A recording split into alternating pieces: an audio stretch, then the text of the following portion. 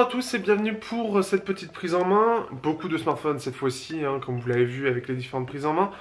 Aujourd'hui, on va parler de la prise en main du Black Shark 2 et on va surtout parler de la partie gaming.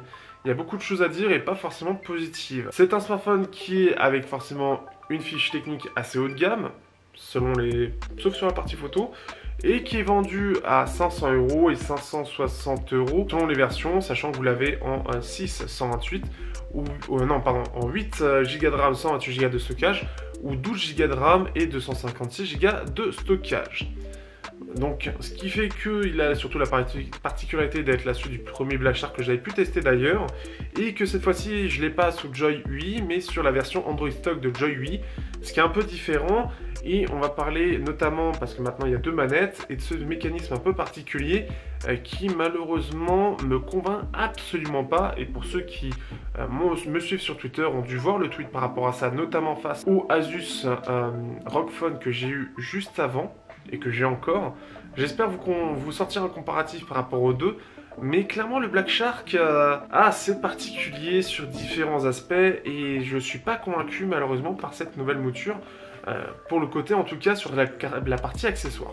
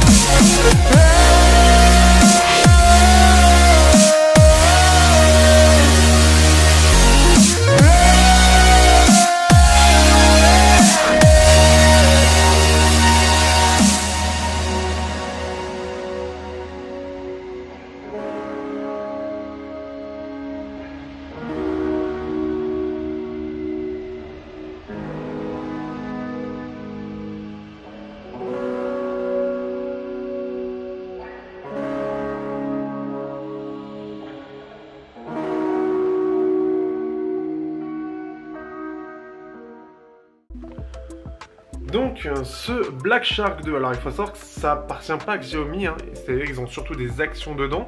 Ils sont à hauteur de 47 ou 48% d'actions dans Black Shark, donc c'est pas Xiaomi, contrairement à ce qu'on aurait pu croire, mais ils ont juste des actions dedans, donc après ils ont permis des services, etc.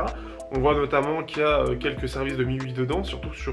Alors d'ailleurs c'est assez bizarre, on y reviendra rapidement, mais c'est un peu bizarre de ce point de vue-là. Donc ce qui fait qu'on a quand même un design qui est assez sympathique, c'est-à-dire que Black Shark a pris le pari sur cette version 2 d'avoir un design gamer plus discret, dans le sens où le premier était vraiment pas mal, je trouvais, j'aimais beaucoup le design qui était un gamer plutôt assumé, mais bien designé je trouve, pour que ce soit intelligemment fait dans diverses choses, et qui fait que ça passait bien je trouve. Là où le Asus a un côté un petit peu plus imposant en termes gaming, un peu plus particulier, mais je le trouvais bien fait. Sur ce 2, on a un côté un peu plus discret, comme si ça voulait moins être gamer, et un peu plus passe-partout. C'est pas que j'accroche entre guillemets un peu moins parce qu'on a ce côté un peu plus effacé en termes de gamer, mais on y reviendra. Ce qui fait qu'on a ce côté brillant, on a au centre toujours normalement le refroidissement liquide justement, on a le double capteur qui passe à la verticale, et globalement donc on est sur du 19/9, on a du double stéréo, enfin double haut-parleur stéréo. On a toujours le Shark Space qui se lance toujours comme ceci. Alors forcément, si je le déverrouille, c'est mieux. Donc c'est toujours sympa, ça permet vraiment d'avoir le centre de contrôle pour les jeux, pour pouvoir lancer, pour vérifier diverses choses. Mais je vous avoue qu'après être passé derrière le Asus, et notamment au niveau de la surcouche et des accessoires, alors forcément c'est pas le même prix, on est bien d'accord. Là on est on est à 550 € et 650 € sur les prix, pardon. Là où le Asus est à 800 € à peu près, on peut le trouver à 800 € en 8 128 Go et à 900 € en 8 512 Go sur le store d'Asus. Ce qui fait que, bon alors tout ça c'est sans accessoires, ce qui fait que ce Black Shark 2 a un design beaucoup plus smartphone et beaucoup moins smartphone gamer. Il a quelques petites notions, on a le liseré qui est vers ici, on l'a au dos aussi, mais néanmoins il est quand même beaucoup plus passe-partout que le premier. On a un gamer light entre guillemets. Ça, c'est une première chose. On a du 19/9 en termes de format d'écran, donc ce qui fait que c'est plus étiré que le 18/9 du Asus. Et après, globalement, il se retrouve comme un smartphone classique. On a de l'OLED optique, ce qui permet d'avoir le lecteur d'empreintes sous l'écran, donc ça c'est une bonne chose. On a, comme vous pouvez le voir, du Android quasi pur, donc à part forcément le service. Mais en fait, quand vous regardez dans le petit fond des paramètres, enfin des applications, il y a un petit peu de MIUI dedans. Quelques services divers et variés qui sont cachés dedans, donc c'est assez bizarre. Et je pense que c'est dû au partenariat. Donc après, je sais pas ce que ça récupère, ce que ça implique exactement. Mais c'est pas totalement du Android pur. En tout cas, ça doit être peut-être du Android pur adapté des Xiaomi Mi A2. C'est très probable qu'ils ont récupéré des Android One et qu'ils ont adapté sur le Black Shark 2 avec le Shark Space. Il faut savoir que pour certains qui l'ont reçu, donc ça pourra vous étonner, certains testeurs qui l'ont reçu ne l'ont pas reçu avec la ROM, une ROM entre guillemets pas officielle, mais une ROM avant le lancement du Black Shark, qui était clairement pas finale, ce qui fait que le Shark Space, en fait, enfin, la partie très exacte, la partie que l'on peut faire ouvrir ici, plantait tout simplement. Donc c'était pas terrible, hein. Ici elle ne plante plus, par contre elle est assez limitée par rapport à ce qu'on peut voir sur le Asus. Donc ça c'est une première chose. On a la gestion du gamepad, on va avoir le Wi-Fi, ne pas avoir de notification, ne pas avoir les barres ici. Hop, si je cache ça, ça permet de ne pas avoir en fait les touches les touches tactiles, hein, les soft keys. Vous pouvez cleaner la RAM, etc. Vous pouvez voir les performances aussi, si ça vous intéresse. C'est assez léger en termes de gestion, mais vous avez des petites choses comme ça. Donc ce qui fait que c'est vraiment très light. On n'a vraiment pas ce côté gaming non plus sur le côté surcouche. C'était pas forcément le cas non plus sur le premier Black Shark, sur la version chinoise. Mais ça passait un petit peu mieux. On avait une surcouche, on avait une identité visuelle qui faisait un peu gamer. Ici c'est au plus simple, voire simpliste sur le côté gaming. Quand on voit le côté Asus où il y a le côté le mode X, on a le fait d'avoir un panneau de contrôle qui est quand même bien plus complet, personnalisable. On a diverses choses en fait qui font vraiment le côté gaming. Le centre de contrôle, vous avez voilà, plein de petites choses. Ici, bah, c'est au minimum. On a dans les deux cas d'ailleurs un écran qui est en 90 Hz, c'est-à-dire vraiment qui va être extrêmement fluide pour justement avoir une expérience de jeu qui soit excellente et qui soit encore plus fluide que ce qu'on peut voir. Il a toujours la puce Pixelworks aussi qui va permettre justement d'améliorer cette fluidité, cette sensation de fluidité dans les jeux. Donc ça c'est autre chose. Ce qui fait que globalement déjà la base est plutôt bonne, en tout cas en termes de smartphone. Le 855 est plutôt bien maîtrisé, la partie CPU un peu moins, elle aura tendance à vite baisser selon les situations. La partie GPU elle tient mieux, par contre attention si vous jouez, mettez une coque parce qu'il devient très vite brûlant. Ça c'est aussi la chose et je l'avais eu avec le premier Black Shark. Maintenant on va passer au cœur du problème qui est la partie gaming. Et quand je parle de partie gaming, je parle de la partie accessoire. Donc il faut savoir que vous pouvez acheter pour 90 €. Donc vous avez cette coque avec ces deux petites manettes. Ça reprend le système de la Switch avec ce système où vous pouvez en fait les enlever. Hop, ici. Donc vous pouvez les enlever. Donc c'est pas forcément, c'est pas ce qu'il y a de plus pratique. Mais ce qui fait que vous vous retrouvez avec ces deux petites manettes qui sont Bluetooth. Hop, si je mets à l'endroit. Qui sont Bluetooth et donc qui se mettent sur cette coque que je trouve d'ailleurs quand même assez jolie.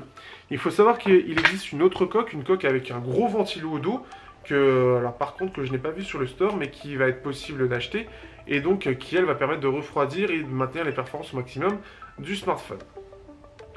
Ça c'est la première chose.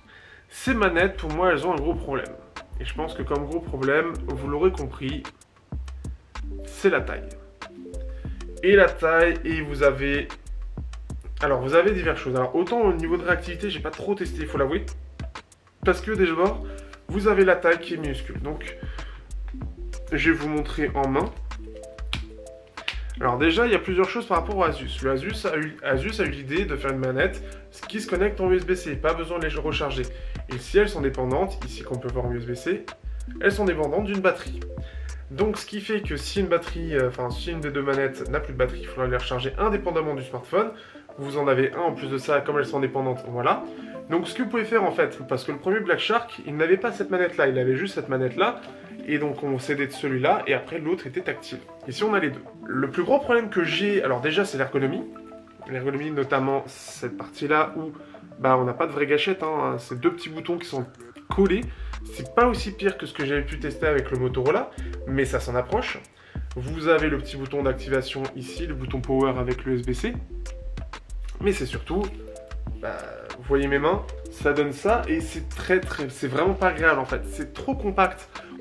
On a vraiment l'impression d'avoir en fait un smartphone qui n'assume pas trop au final ce côté gaming. Et elle veut avoir un côté gaming assez discret. Ce qui fait que je trouve ce côté-là vraiment pas extra.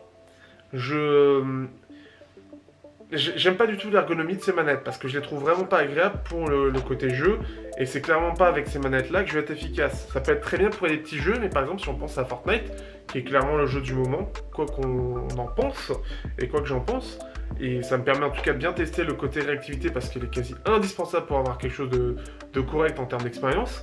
Mais le problème c'est que clairement c'est pas avec ça déjà en termes d'ergonomie qu'on va avoir quelque chose d'intéressant. Après, elles sont faciles à pairer, ça se perd en Bluetooth, les deux se perdent en Bluetooth indépendamment. Et là, on va toucher au cœur du problème. On va toucher au cœur du problème, un problème assez important d'ailleurs, et je vais vous le montrer justement avec Fortnite. Alors sans jouer, mais juste vous montrer quelque chose. Le truc, c'est que là, on a deux demi-manettes.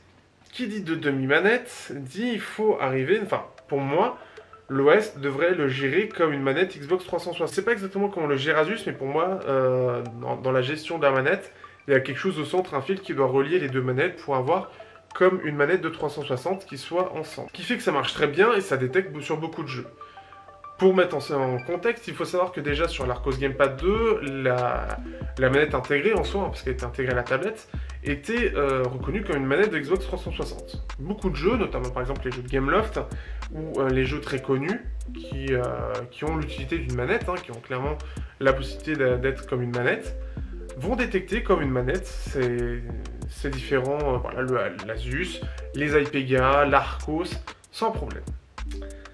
Ici, le problème principal, et ça continue de charger, hop, allez s'il te plaît, et je n'ai pas pairé correctement, si je les ai pairés correctement. Le problème, on va y arriver, voilà. Est-ce que vous voyez quelque chose qui bouge? Non. Et c'est bien normal. Si je fais ça, il ne se passe rien. Pourquoi? Parce que le système qu'a fait Black Shark est le système, un retour en arrière incroyable sur le monde du gaming actuel, qui fait que de toute façon, il ne pourront même pas s'imposer. Voilà, je vous montre, c'est simple, voilà. C'est ça. Il n'existe pour pouvoir gérer les manettes de façon logicielle que du mapping de touches. Le mapping de touches, c'était le bonus proposé par Arcos pour pouvoir jouer à des jeux qui ne prenaient pas en compte la manette. Mais s'il prend en compte la manette, bah, on l'utilise tel quel. Pourquoi n'avoir fait que le truc le plus chiant? En plus de ça, Arcos avait eu l'excellente idée de proposer des configurations déjà faites sur beaucoup de jeux. Ce qui permettait que quand on lançait le jeu, bah, on ouvrait le système de mapping, on regardait comment étaient placées les touches et quelles touches correspondaient à quoi, et on pouvait directement le faire. Ici, un jeu comme Fortnite n'est même pas pris en charge. Alors, il n'y a rien, il n'y a pas de configuration, il n'y a rien. À vous de tout faire. Mais c'est encore pire que ça. Et ça, je le montre dans le tweet justement. C'est que, il faut savoir que selon les jeux, le système pour avancer, qui est un stick virtuel, va être plus ou moins grand. L'excellente idée qu'ont eu Black Shark, c'est de les rendre fixes, donc on ne peut pas gérer la taille de ces sticks. À partir de là, faire du gaming, notamment FPS, avec des sticks dont on ne peut pas gérer la taille des sticks et qui peuvent être parfois très utiles pour avoir quelque chose de plus réactif. Ça m'a été extrêmement utile même sur l'Arcos Gamepad 2 où on pouvait faire ce réglage là. Ici ça n'est pas le cas. Donc on vous laisse vous démerder avec des jeux extrêmement connus qui ne sont pas pris en charge, et je suis sûr qu'il est possible de façon logicielle à gérer ces deux manettes comme une seule logiciellement pour qu'elles soient reconnues comme une manette de Xbox 360. Je suis certain que c'est possible et je trouve ça absolument incroyable et très dommage qu'on n'ait pas cette possibilité. Ici, j'ai joué un petit peu n'importe comment, enfin joué n'importe comment. Je n'ai rien fait de spécial, mais voilà un petit peu la configuration. c'est un peu incompréhensible, je ne comprends pas ce que je vois, et donc ce qui fait que je ne sais pas en fait ce que je vois en termes de configuration. Si on va chercher, on va regarder les paramètres, mais clairement en fait alors on va aller chercher réglages du jeu, les commandes, parce que les commandes elles sont simples, hein. C'est sur Asphalt, elles sont très très simples. Donc, pourquoi ne... Enfin, après, est-ce que j'ai peut-être tout bougé? Je ne sais plus. Mais c'est possible, hein. Mais on peut réinitialiser. On peut gérer le pavé tactile, la souris de jeu, oui, la rotation. En fait, c'est extrêmement mal fait. Ça n'aurait que d'utilité, et encore, que d'utilité peut-être sur des émulateurs. Là-dessus, c'est n'importe quoi. C'est n'importe quoi. Donc, ce qui fait que je ne comprends pas ce qu'on fait... Ce qu'ont fait ces personnes-là sur Asphalt, parce que ça n'a pas du tout, ça ressemble à rien, clairement, ça ressemble à rien. Donc, ce qui fait que là, actuellement, ce que je vois avec Asphalt, c'est que c'est juste inutilisable, et je dis bien inutilisable, pour jouer à Asphalt. Ça ne sert à rien, cette manette ne sert à rien, à part des jeux simples à jouer en mappage de... Mais les jeux, et j'ai pu en tester plusieurs, les jeux qui se jouent en mappage de touches, notamment les FPS, c'est exécrable, ça passe très très mal, alors que si c'est utilisé comme une manette, si c'est bien détecté comme une manette, c'est en général mieux. Donc ce qui fait que le côté gaming de ce Black Shark 2, bah, malheureusement il est tellement pas assumé, et il est tellement pensé pour avoir ce côté transportable, qu'ils n'ont pas pensé à être dans le confort de l'utilisateur.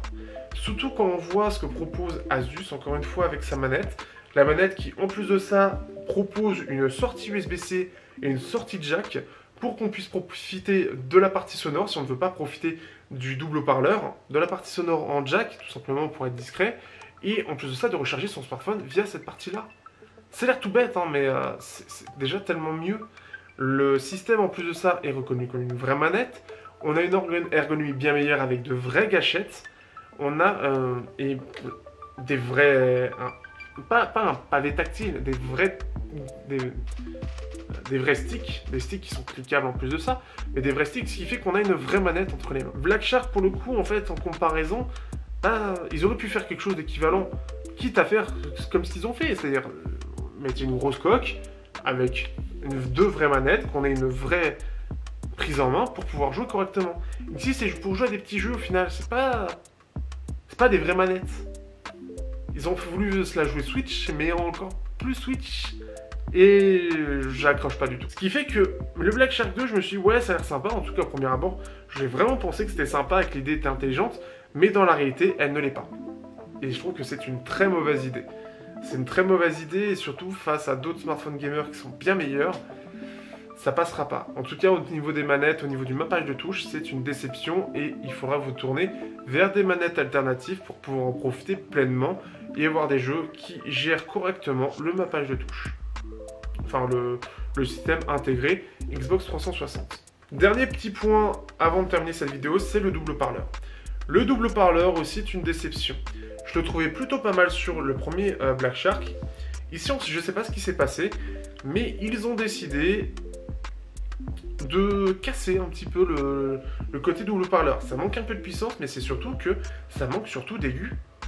Ça manque de dynamique, c'est pas ultra basseux, mais ça manque d'aigus. On a un manque très clair d'aigus, donc on a un son qui est très étouffé. Là où le Asus, pareil, fait bien meilleur, et le Black Shark était bien meilleur de ce point de vue-là aussi. Était même largement meilleur. Donc ce qui fait qu'il y a beaucoup de points négatifs, après j'en parlerai de façon beaucoup plus complète dans le test complet, mais c'était vraiment des points que je voulais soulever, parce qu'ils sont problématiques sur ce Black Shark. Sur ce, j'espère que vous aurez apprécié cette prise en main. Je vous dis à bientôt pour le test de ce Black Shark 2. Et en attendant, portez-vous bien sur le gaming PC ou Xbox.